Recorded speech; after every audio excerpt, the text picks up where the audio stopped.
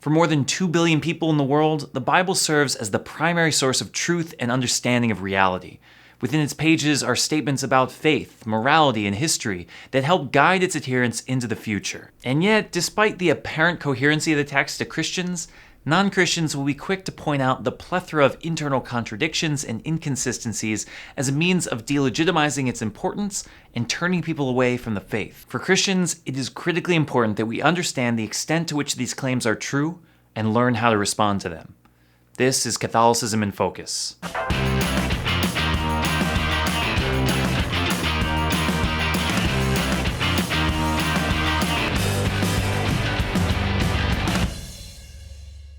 Given the importance of the Bible to the Christian faith, hearing that there are contradictions and inconsistencies within it will rightly make many Christians defensive, and might even lead some to reject the claims without reflection. This is not advised. Besides the fact that truth will always stand up to questioning and attacks, thus proving its truthfulness, in this case, there's just too much evidence to deny. There is no question that the Bible is filled with direct contradictions of facts. In more than a handful of cases, these contradictions are found in largely inconsequential details of stories told from different perspectives, things like geographic settings, order of events, or specific words. This is most clearly seen throughout the synoptic Gospels of Mark, Matthew, and Luke, in which the general stories are the same, but the specific details are different.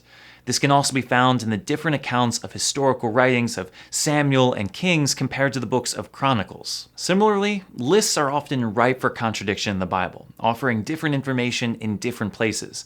Throughout the Pentateuch, for example, 4 distinct sets of names are given for the tribes of Israel, with Numbers 34, 19 through 38 not even providing a full list.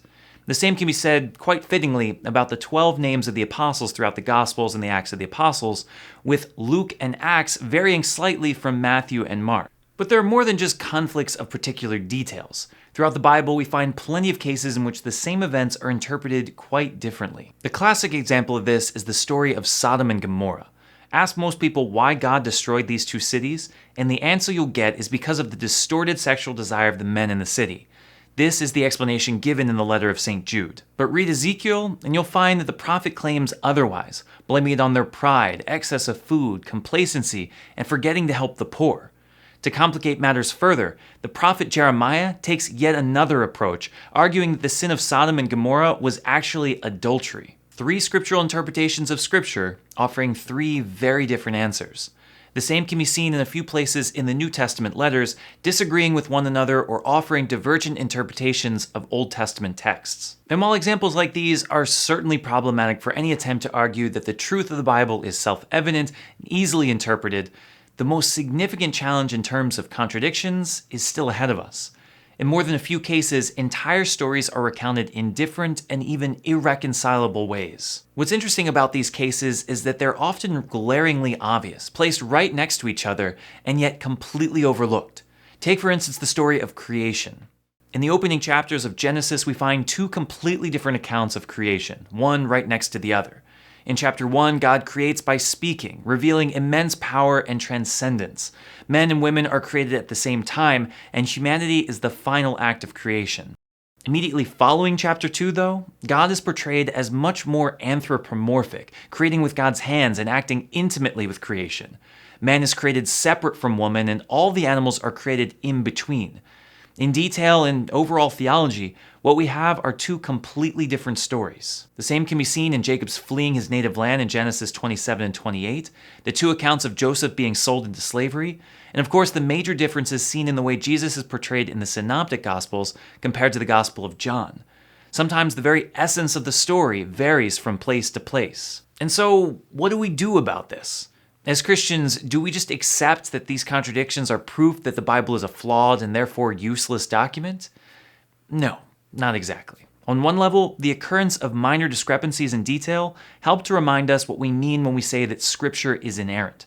For Catholics, it does not mean that every detail, historical, grammatical, and scientific, are perfect, but rather that what is necessary for our salvation is preserved without error. De Verbum, the dogmatic constitution on divine revelation, proclaims the books of Scripture must be acknowledged as teaching solidly, faithfully, and without error that truth which God wanted put into sacred writings for the sake of salvation. So, does our salvation hinge on the accuracy of a list of names?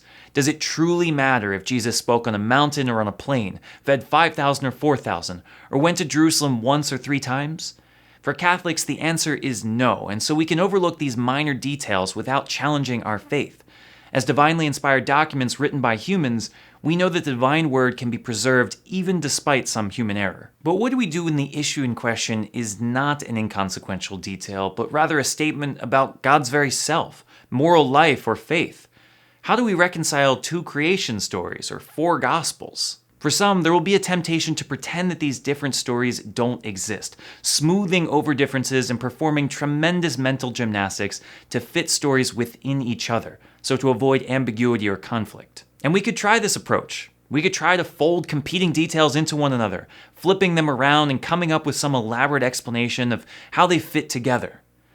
Or we could accept that there is no way to reconcile the two and allow ourselves to sit in the mystery before us. Instead of viewing these differences as mistakes or contradictions, as accidents of a lazy biblical editor, what if we saw them as a window into mysteries that could never be contained by a single story? Could there actually be a very important reason why 2 competing stories were left side by side, actually making our experience of Scripture stronger, not weaker? Because the fact of the matter is that God is both powerful and intimate, not one or the other. Jacob left his land because of a conflict with his brother and to find a wife, not one or the other.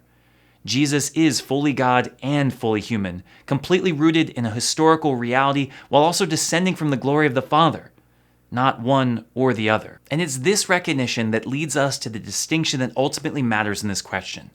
There is a difference between reading for facts and reading for truth. When we read a textbook for school, what we're interested in are the provable, verifiable facts, those details of name, date, location, and sequence that are verifiably true. If that were our goal in reading Scripture, we would clearly have a problem. But that's not our goal, is it?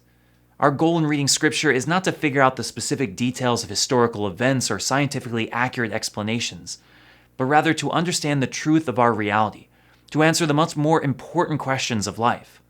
Who is God? Why am I here?